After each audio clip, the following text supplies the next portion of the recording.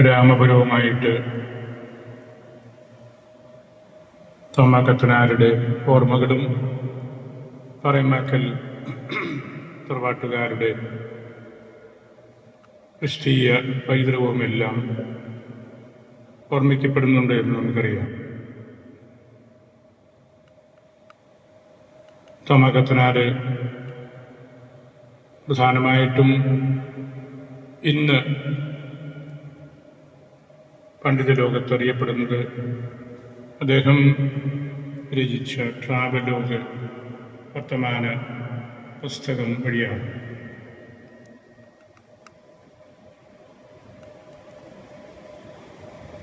അദ്ദേഹത്തിൻ്റെ വളരെ ക്ലേശകരമായ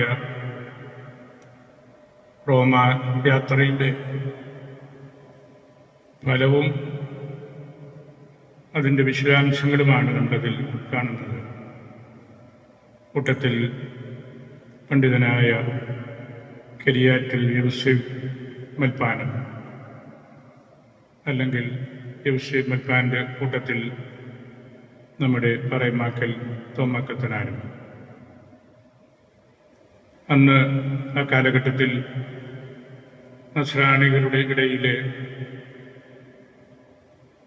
വലിയ സങ്കടകരമായ വിഭജനങ്ങൾ നടന്ന കാലഘട്ടമായിരുന്നു. പുത്തൻകൂട്ടുകാരും പഴയ കൂറുകാരും രണ്ടായിട്ട് പിരിഞ്ഞ് നസ്രാണി സഭയുടെ ശരീരത്തിൽ ഒരു വലിയ മുറിവ് പോലെ എല്ലാവർക്കും അനുഭവപ്പെട്ട ഒരു കാലഘട്ടമായിരുന്നു അത്. ആ ഒരു പശ്ചാത്തലത്തിലാണ് ഇവർ രണ്ടുപേരും റോമിലേക്ക് യാത്ര ചെയ്യുന്നത്. ദീർഘമായ കാലഘട്ടമെടുത്തു. രണ്ടുപേരും അത്ര ആരോഗ്യമുള്ളവരല്ലായിരുന്നു. രണ്ടുപേരും നന്നേ ചെറുപ്പത്തിൽ തന്നെ മരണപ്പെടുകയും ചെയ്തു. കപ്പലിൽ ആയിരുന്നപ്പോഴും അല്ലാതെ അവർ വിശ്രമ സ്ഥലത്തായിരുന്നപ്പോഴും വളരെയേറെ ശാരീരിക ബുദ്ധിമുട്ടുകൾ അവർക്കിരുവർക്കും ഉണ്ടായിരുന്നു. പറയമാക്കൽ തറവാട്ടിൽ തോമാക്കത്തനാരും അദ്ദേഹത്തിൻ്റെ സഹോദര പുത്രൻ പാണ്ടി മൽപ്പാൻ എന്നറിയപ്പെടുന്ന വലിയ പണ്ഡിതനും, അതുപോലെ തന്നെ കത്തനാർ Mathai Paremmakkal, the great grand nephew of Thomas Paremmakkal, അവർ വൈദികരുടെ വലിയൊരു ശൃംഖല തന്നെയായിരുന്നു.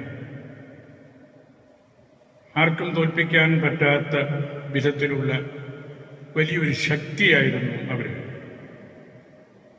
സംസ്കൃതവും തമിഴും സുറിയാനിയും ലത്തീനും എല്ലാം ഇവർ മൂന്ന് പേർക്കും സമർത്ഥമായിട്ട് അറിയാമായിരുന്നു. അവർ കടന്നുപോയ വഴികൾ വേണ്ട രീതിയിൽ വായിച്ചെടുക്കുന്നതിനും പഠിപ്പിക്കുന്നതിനും നമുക്കിപ്പോഴും സാധിച്ചിട്ടില്ല. അവർ സഭയുടെ നേതൃത്വം ഏറ്റെടുക്കാൻ കഴിഞ്ഞേക്കുമെന്നൊരു പാടിചിന്ത പോലും അവരുടെ മനസ്സിലുണ്ടായിരുന്നുവെന്ന് എനിക്ക് തോന്നിയിട്ടില്ല. അവർക്കുണ്ടായിരുന്ന ആഗ്രഹം നമ്മളുടെ സഭയിലെ വിഭജനം ഒന്ന് ശാന്തമാക്കാൻ, പുത്തൻകൂറിലേക്ക് പോയ അന്നത്തെ 6-ാം മാർത്തോമ്മായെ പഴയ കൂറിലേക്ക് അടുപ്പിച്ച് കൊണ്ടുവരാൻ സാധിക്കുമോ എന്നുള്ള ചിന്തയും, നമുക്ക് പരമ്പരാഗതമായിട്ടുണ്ടായിരുന്ന അർക്കദിയാക്കോൻ പദവിയും തിരിച്ചു കിട്ടണം എന്നതായിരുന്നു അവരുടെ പ്രധാനപ്പെട്ട ലക്ഷ്യം. അവരാഗ്രഹിച്ചതിനെല്ലാം അപ്പുറത്തേക്ക് കാര്യങ്ങൾ പോയി.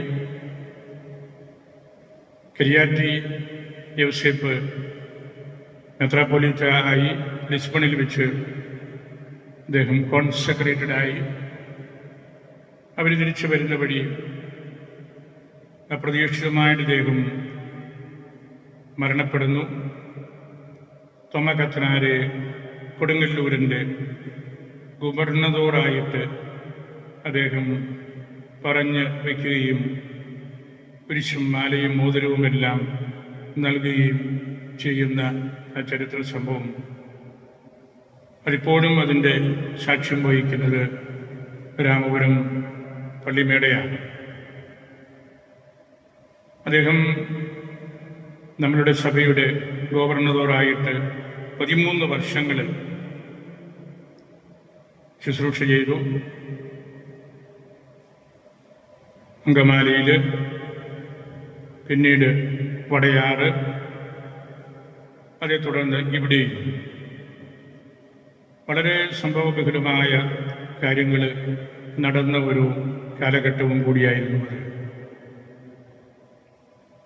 അങ്ങനെ അദ്ദേഹം നടത്തിയ യാത്രയും സ്വതസിദ്ധമായിട്ട് അദ്ദേഹത്തിനുണ്ടായിരുന്ന കഴിവുകളുമെല്ലാം സഭയുടെ പൊതു നന്മയ്ക്ക് വേണ്ടി ഉപയോഗിക്കാൻ നമുക്ക് കുറേയെല്ലാം കഴിഞ്ഞിട്ടുണ്ട്. ഏഷ്യ, ആഫ്രിക്ക, തെക്കേ അമേരിക്ക, യൂറോപ്പ് എന്നീ ഭൂഖണ്ഡങ്ങളെക്കുറിച്ചും ഇന്ത്യൻ മഹാസമുദ്രം, അറ്റ്ലാന്റിക് സമുദ്രം, മെഡിറ്ററേനിയൻ കടൽ എന്നീ 3 മഹാസമുദ്രങ്ങളെക്കുറിച്ചും ധാരാളം അറിവ് നമുക്ക് വർത്തമാന പുസ്തകത്തിൽ നിന്ന് കിട്ടും. തീർച്ചയായിട്ടും അതിനകത്ത് കരിയാറ്റിൽ യൗസേപ്പ് മെത്രാപ്പോലീത്തായുടെ ചിന്തകളും പ്രോത്സാഹനങ്ങളും ഉണ്ട്. അവരൊന്നിച്ച് എത്രയോ വർഷങ്ങൾ കപ്പലിലും കരയിലുമായിട്ട് യാത്ര ചെയ്തതാണ്. അവർ വർത്തമാനം പറയാത്ത ദിവസങ്ങളൊന്നും കാണുകയില്ല. അവർ പങ്കുവയ്ക്കാത്ത സഭാ, ദേശീയ, സമുദായ ചിന്തകളും ഒന്നും കാണുകയില്ല. അങ്ങനെ നമ്മളുടെ സഭ കണ്ട ഏറ്റവും ശ്രേഷ്ഠരായ 2 വലിയ പിതാക്കന്മാരുടെ ഓർമ്മകളുടെ കുമ്പാരമാണ് വർത്തമാന പുസ്തകം. യുഗ പ്രഭാവവാനായ പറയമാക്കൽ എന്ന് സാഹിത്യകാരന്മാരും സാംസ്കാരിക നേതാക്കന്മാരുമെല്ലാം അദ്ദേഹത്തെ വിളിക്കുന്നുണ്ടല്ലോ. മീനച്ചിൽ താലൂക്കിൻ്റെ ഒരു വീരപുത്രൻ തന്നെയാണത്. സുറിയാനിക്കാരുടെ ഏറ്റവും വലിയ അഭിമാനമാണ്. സ്വന്തം വീട്ടിൽ നിന്നും സ്വന്തം സഭയിൽ നിന്നും കിട്ടിയ മൂല്യങ്ങൾ നഷ്ടപ്പെടുത്താതെ ജീവിച്ചതിൻ്റെ ഒരു ചരിത്രമാണ് പറയമാക്കൽ തോമ കത്തനാർക്കുള്ളത്. മൂർച്ചയുള്ള ഭാഷയും തീർച്ചയുള്ള ചിന്തകളും നിലപാടുകളും എന്നും അദ്ദേഹത്തിൻ്റെ സ്വന്തമായിട്ടുള്ള കാര്യങ്ങളാണ്. നമുക്ക് ഏറ്റവും വലിയ വിസ്മയം തോന്നുന്നത് സഭയിലെ ഏറ്റവും വലിയ സംഘർഷങ്ങളുടെ കാലമായിരുന്നിട്ടും സ്വന്തം ജീവിതത്തിൽ സ്വത്വ പ്രതിസന്ധി അല്പം പോലും അനുഭവിക്കാത്ത ഒരു വ്യക്തിയെപ്പോലെ പിടിച്ചു നിൽക്കാൻ അദ്ദേഹത്തിന് കഴിഞ്ഞു. പല ഗ്രൂപ്പുകളും ചിന്തകളും ചർച്ചകളും എല്ലാം വരുമ്പോൾ എവിടെ നിൽക്കണമെന്ന് അദ്ദേഹത്തിന് നല്ലതുപോലെ അറിയാമായിരുന്നു. സഭയുടെ സ്വത്വം വ്യക്തിജീവിതത്തിൽ കണ്ടെത്തുകയും അത് നഷ്ടപ്പെടുത്താതെ സഭയ്ക്ക് വേണ്ടി കാത്തു സൂക്ഷിക്കാനായിട്ട് അദ്ദേഹത്തിന് സാധിക്കുകയും ചെയ്തു.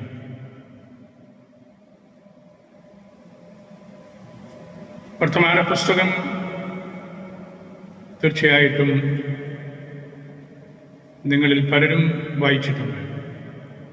ഈ നാടുകളിൽ കൂടുതലായ പ്രസക്തി അതിനെ കിട്ടിത്തുടങ്ങിയിട്ടുണ്ട്. സമുജ്വലമായ ഭാഷയാണ് അതിൻ്റെ, പ്രൗഢഗംഭീരമായ ചിന്തകളാണ്. അതിലെ വർണ്ണനകൾ അത്യന്തം രസകരമാണ്.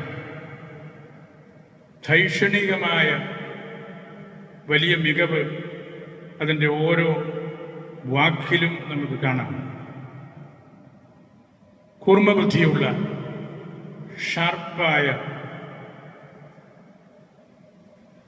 ജീനിയസ് ആയിരുന്നു അദ്ദേഹം.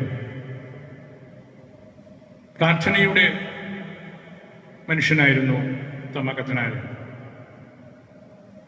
ബൈബിള് നന്നായിട്ട് അറിയാമായിരുന്നു. വർത്തമാന പുസ്തകത്തിൽ നിറഞ്ഞ് തിരുവചനങ്ങൾ നിൽക്കുന്നത് നമുക്കറിയാം. സഭയുടെ ആധ്യാത്മിക കാര്യങ്ങളിലുള്ള വൈദേശിക പ്രവണത അദ്ദേഹം ഒട്ടും ഇഷ്ടപ്പെട്ടിരുന്നില്ല. സ്വന്തം സഭയുടെ ആരാധനക്രമവും ചരിത്രവും സുറിയാനി ഭാഷയും അദ്ദേഹത്തിൻ്റെ രക്തത്തിൽ അലിഞ്ഞു ചേർന്ന കാര്യങ്ങൾ പോലെയാണ്. അദ്ദേഹം എഴുതിയ ദീർഘമായ വർത്തമാന പുസ്തകത്തിലെ ഒരു വാക്യം മാർത്തോമാ ശ്ലീഹ നമ്മുടെ നാട്ടിൽ സുവിശേഷം അറിയിച്ച കാലം മുതൽ ഇന്നുവരെ മുടക്കം കൂടാതെ സുറിയാനിയിലാണ് ഞങ്ങളുടെ പള്ളികളിൽ ആരാധനാക്രമം നടത്തി വരുന്നത്. ഇത് കണ്ട് ഈർഷ്യാകുലരായ നിന്റെ കാരണവന്മാർ ഞങ്ങളുടെ പള്ളികളിൽ പുരാതന ക്രമം മാറ്റുവാൻ ആവുന്നതെല്ലാം ചെയ്തു നോക്കി. ഫലിക്കില്ലെന്ന് കണ്ടപ്പോൾ മടുത്ത് പിന്മാറി. സുറിയാനി ഭാഷയോടും നമ്മളുടെ ദൈവാരാധനക്രമത്തോടും ഉള്ള നമ്മുടെ സഭയുടെ ആ ഒരു പ്രതിബദ്ധതയെക്കുറിച്ചാണ് അദ്ദേഹം അവിടെ പറഞ്ഞു വെക്കുന്നത്. പറയമാക്കൽ തോമാക്കത്തനാരുടെ വർത്തമാന പുസ്തകവും കരിയാറ്റി യോസേഫ് മെത്രാപ്പോലീത്തായുടെ വേദതർക്കവും രണ്ടും കത്തി ജ്വലിച്ചു നിൽക്കുന്ന രണ്ട് ഗ്രന്ഥങ്ങളാണ്. ഒന്ന് വേദ തർക്കമാണെങ്കിൽ മറ്റത് ഈ സഭയുടെ ഐഡന്റിറ്റിയെക്കുറിച്ചുള്ള ചിന്തകളാണ്. രണ്ടും നമുക്ക് ആവശ്യമാണ്. വേദതർക്കത്തിലൂടെ ക്രിസ്തീയതയുടെ പ്രാധാന്യം കരിയാറ്റി യോസേഫ് മെത്രാപ്പോലീത്ത എടുത്തു കാണിക്കും. എന്താണ് ക്രിസ്തീയതയ്ക്ക് അനന്യമായിട്ടുള്ളത്? അതിൻ്റെ അനന്യത ചരിത്രത്തിലും ദൈവാരാധനക്രമത്തിലുമാണെന്ന് തോമാക്കത്തനാർ സംശയലേശമന്യേ സ്ഥാപിക്കുകയാണ്. നമ്മൾ ഈ നാടുകളിലെല്ലാം ഈ ചരിത്രം പഠിപ്പിക്കുകയും ഒക്കെ ചെയ്യുന്നുണ്ട്. അന്ന് അവര് റോമിന് പോയത് പഴയ കൂറുകാരെയും പുത്തൻ കൂറുകാരെയും ഒന്നിപ്പിക്കാം എന്നുള്ള ആ ഒരു ബോധ്യത്തിലും ആറാം മാർത്തോമ്മ പഴയ കൂറിലേക്ക് തിരിച്ചു വരും എന്നുള്ള ആ ഒരു അടിസ്ഥാനപരമായ ചിന്തയിലുമാണ്. പക്ഷേ അത്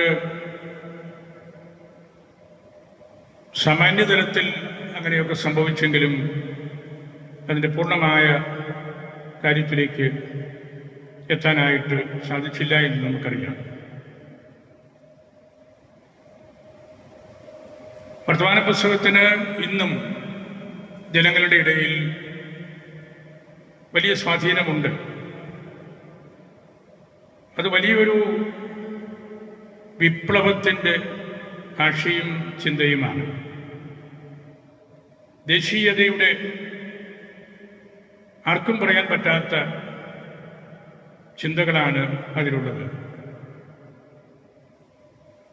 ഇന്ത്യ ഭരിക്കേണ്ടത് ഇന്ത്യക്കാരാണെന്നും നസ്രാണി സഭയുടെ പുരോഹിതന്മാര്, കഥനാരന്മാര് ഇവിടുത്തെ സഭയുടെ മക്കളായിരിക്കണമെന്നും വളരെ ശക്തമായിട്ട് അതിൽ പറഞ്ഞു വച്ചിരിക്കുകയാണ്. പാതിരിമാരും കഥനാരന്മാരും തമ്മിലുള്ള ഒരു സംഘർഷമാണ് അവിടെ പലപ്പോഴും നമ്മൾ കാണുന്നത്. വിദേശ മിഷണറിമാരെ പാതിരിമാരെന്ന് നമ്മൾ ആദരപൂർവ്വം വിളിച്ചിരുന്നതാണ്. കത്തനാരന്മാർ നമ്മുടെ വിയാരിഷന്മാരായിരുന്നു. സുറിയാനിയും ബൈബിളും ഒക്കെ നല്ലവണ്ണം അറിയാവുന്ന അച്ഛന്മാരെയാണ് കത്തനാരന്മാർ എന്ന് നമ്മൾ വിളിച്ചിരുന്നത്. ഇത് രണ്ടും തമ്മിലുള്ള ഏറ്റുമുട്ടലുകൾ ഒക്കെ അന്നത്തെ സഭാജീവിതത്തെ ഗൗരവതരമായിട്ട് ബാധിച്ചിരുന്നു. വൈദേശികത്വവും ദേശീയതയും തമ്മിലുള്ള ഒരു എൻകൗണ്ടറാണ് അവിടെ നമ്മൾ കാണുന്നത്. ധാരാളം വിദേശ മിഷണറിമാർ ആ കൂട്ടത്തിൽ കച്ചവടത്തിനായിട്ട് വന്നിട്ടുള്ള വിദേശ അൽമായരും. നമുക്ക് അർക്കതിയാക്കന്മാർ വഴി സ്വയം പര്യാപ്തതയും സ്വാതന്ത്ര്യവും ഉണ്ടായിരുന്ന സഭയായിരുന്നു. അതിൻ്റെ നഷ്ടപ്പെട്ടു പോയ കാര്യങ്ങൾ കണ്ടെത്തണം, കണ്ടുപിടിക്കണം എന്നുള്ള ആ ഒരു കാഴ്ചപ്പാടാണ് ഈ ഗ്രന്ഥത്തിലുടനീളം. ഒരു ജനതയുടെ കുറുകിയ നിലവിളിയാണ് ഇത് എന്ന് പറയുന്നതിൽ തെറ്റില്ല. നസ്രാണികളുടെ ഒരു പൊട്ടിക്കരച്ചിലാണ് ആ പുസ്തകം. നസ്രാണിത്വം എന്താണെന്ന് ഉള്ളതിനെ കുറിച്ചുള്ള വേദനയോടുകൂടിയ ഓർമ്മപ്പെടുത്തലാണ് ആ ഗ്രന്ഥം. വിഭജിക്കപ്പെട്ടു നിൽക്കുമ്പോൾ ബലഹീനമായി കൊണ്ടിരിക്കുന്ന സഭയെക്കുറിച്ചുള്ളൊരു രോദനമാണ്. ഒരു ശ്ലൈഹിക സഭയുടെ അടിസ്ഥാനപരമായ കാര്യങ്ങളെല്ലാം നൂറ്റാണ്ടുകൾ കാത്തുസൂക്ഷിച്ച ഒരു സഭ വിഭജിക്കപ്പെട്ട് പോകുന്നതിനുള്ള പ്രയാസമാണ്. പിന്നീട് നമുക്കറിയാം, പുത്തൻകൂറിലേക്ക് പോയ നമ്മുടെ സഹോദരങ്ങൾ തുടർച്ചയായിട്ട് പിന്നീട് 7 സഭകളായിട്ട് മാറി. ഇന്ന് നമ്മൾ നസ്രാണി സഭകളുടെ സംഘം എന്ന് പറയുമ്പോൾ ഈ സഭകളുടെ എല്ലാം അടിസ്ഥാനപരമായ ശ്ലൈഹിക ഉറവിടവും സുറിയാനി ഭാഷയും ദൈവാരാധനക്രമവും ചരിത്രവും എല്ലാം കണ്ടെത്താനുള്ള പരിശ്രമമാണ്. അങ്ങനെയുള്ള സംഗമങ്ങൾ പലപ്പോഴും നമ്മൾ നടത്തിയിട്ടുണ്ട്. പ്രവലങ്ങാട് വെച്ച് നമ്മൾ നടത്തി. ഇവിടെയും അനേക സംഗമങ്ങൾ നടത്തിയിട്ടുണ്ട്. സമുദായ ബോധത്തിൽ കൂടുതൽ ആഴപ്പെടാനും സഭാ ഐക്യത്തിലേക്ക് എത്താനും നിരന്തരമായിട്ട് ഈ പുസ്തകത്തിലെ ചിന്തകൾ നമുക്ക് ആവശ്യമാണ്. പലപ്പോഴും വർത്തമാന പുസ്തകവും വേദതർക്കവും അനേകരുടെ കണ്ണിൽ കരടായിട്ട് നിൽപ്പുണ്ട്. ഇപ്പോഴും അങ്ങനെയാണ്. കാരണം അതിൽ പറഞ്ഞിരിക്കുന്ന കാര്യങ്ങൾ പരിശുദ്ധ സഭയുടെ ചിന്തകളും നമ്മളുടെ ശ്ലൈഹിക സഭയുടെ ചരിത്രവും അതിൻ്റെ പ്രാധാന്യവുമാണ്. അത് പൂർണ്ണമായിട്ട് ഉൾക്കൊള്ളാൻ സാധിക്കാതെ നിൽക്കുന്ന ഒരു പറ്റം സഭകളുടെ കൂട്ടമായിട്ട് നമ്മൾ നിൽക്കുമ്പോൾ നേരിയ പ്രയാസങ്ങളും പ്രതിസന്ധികളും ഇപ്പോഴും നമുക്കുണ്ടെന്നറിയാം. ഇനി നമ്മൾ വളർന്ന് മുമ്പോട്ട് പോകാനായിട്ട് ഈ പിതാക്കന്മാരുടെ കാഴ്ചപ്പാടുകളിലുള്ള ആഴപ്പെടലും അവരുടെ ചിന്തകൾ പോപ്പുലറാക്കാനുള്ള പരിശ്രമങ്ങളുമാണ് ആവശ്യമായിട്ടുള്ളത്.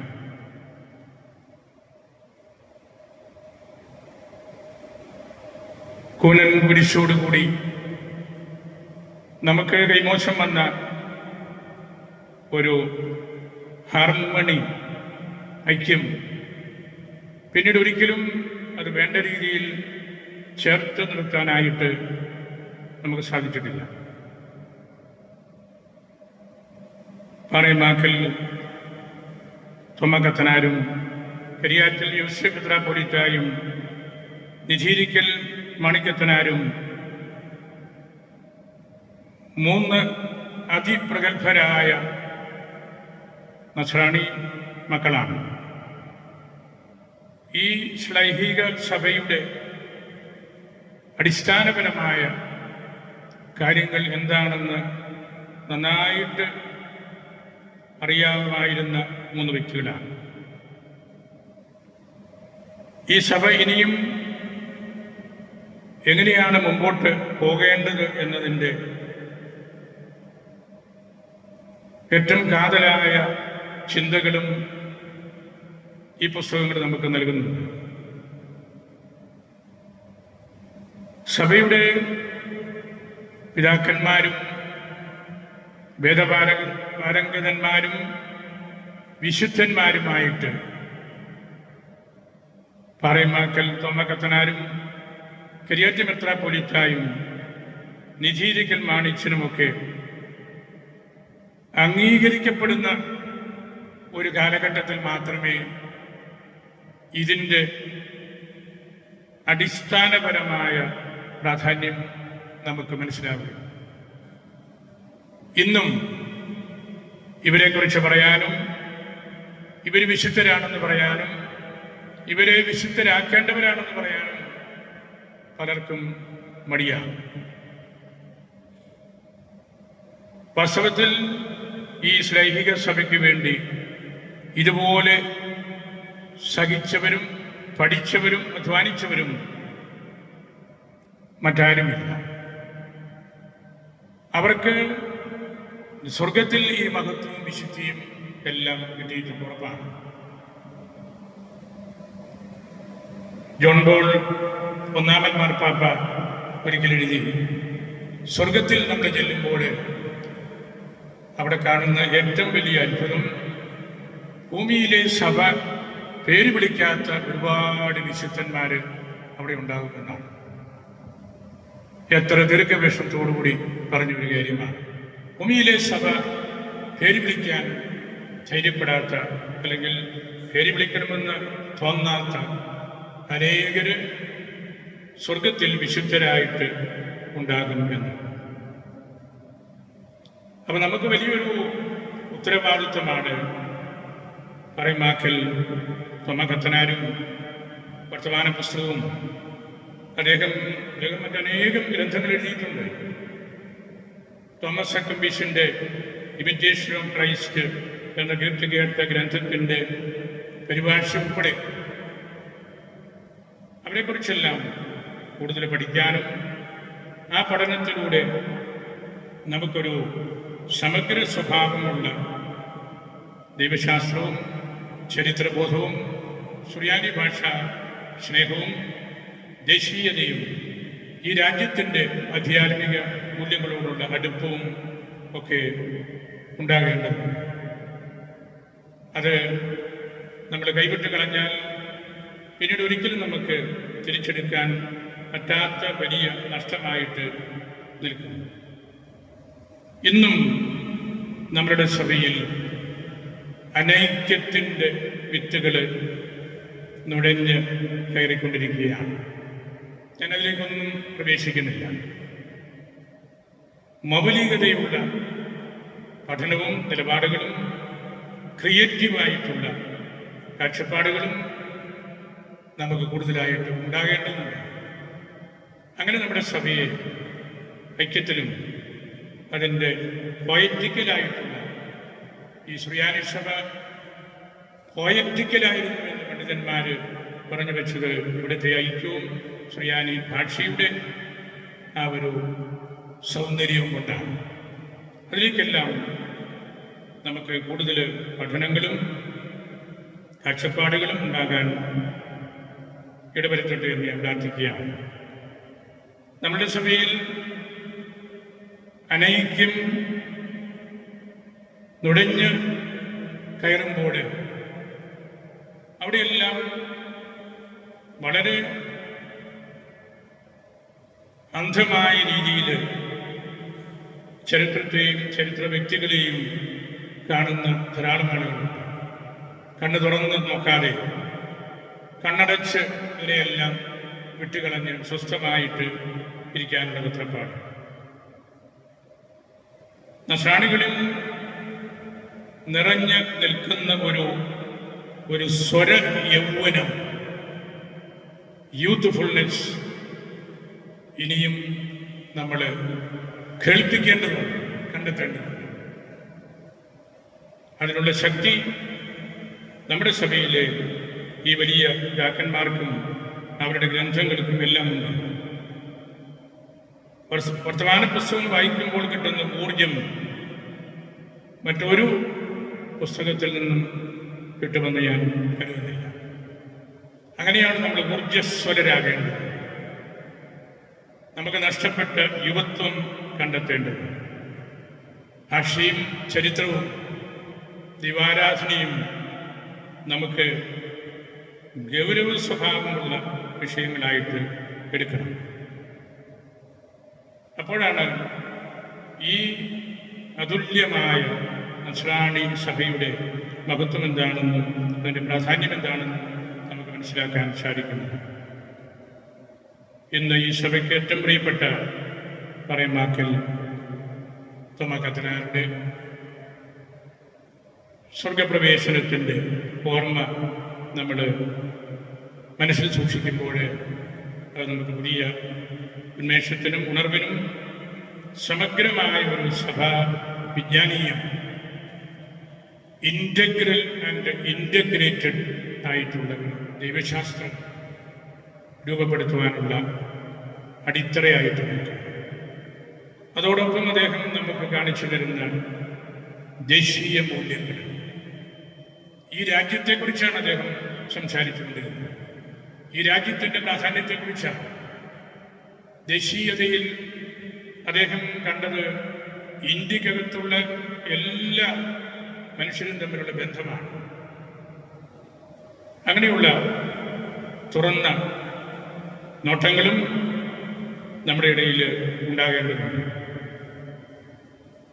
പറയമാക്കലിൻ്റെ ഭൗതികാവശിഷ്ടം നമ്മുടെ ഈ ദേവാലയത്തിൻ്റെ ഏറ്റവും പ്രസക്തമായ ഭാഗത്ത് നമ്മൾ കഴിഞ്ഞ വർഷം പ്രതിഷ്ഠിച്ചു. ഈ ദേവാലയത്തിൽ വരുന്നവരെ ആരും ഈ പുണ്യകുടീരം കാണാതെ നോക്കാതെ പോവുകയില്ല. നിരന്തരമായിട്ട് ഈ ഖബറ്, ഈ പുണ്യകുടീരം നമ്മളോട് സംസാരിക്കുന്നു. നമ്മുടെ സഭയെക്കുറിച്ച്, നമ്മുടെ സഭയിൽ ഉണ്ടാകേണ്ട ഐക്യത്തെക്കുറിച്ച്, ഈ സഭയുടെ പ്രാധാന്യത്തെക്കുറിച്ച്, സാർവത്രിക സഭയിൽ ഈ സഭയ്ക്കുള്ള സ്ഥാനത്തെക്കുറിച്ച്, അങ്ങനെയുള്ളൊരു സ്വരം കേൾക്കാനായിട്ട് നമുക്ക് സാധിക്കണം. ദൈവത്തിൻ്റെ മാലാഖ സംസാരിച്ച സ്വരം മുഴുവനും കേട്ടവനായിരുന്നല്ലോ മാറിയൂസ്. അദ്ദേഹത്തിന് മറ്റൊന്നും സംസാരിക്കാനില്ലായിരുന്നു. ദൈവം പറഞ്ഞു കൊടുത്തതെല്ലാം മാലാഖമാർ വഴിയാണ്. അങ്ങനെ ദൈവത്തിൻ്റെ സ്വരം ജീവിതത്തിൽ അത്യന്തം കേട്ടവനാണ് മാറിയൂസ്. ഇവിടെ നമ്മൾ ആയിരിക്കുമ്പോൾ പറയമാക്കലിൻ്റെ ഈ പുണ്യ ഖബറ് നമ്മളോട് സംസാരിക്കുന്നത് നമ്മൾ കേൾക്കാതെ പോകണം. അതിനുവേണ്ടിയാണ് ഈ പൂജ്യ വിശിഷ്ടം ഞാറക്കുന്നേലച്ഛന് മുൻ വികാരിയോട് സംസാരിച്ചപ്പോൾ ഇവിടം തന്നെ ആകട്ടെ എന്ന് ഞാൻ നിർദ്ദേശിച്ചു.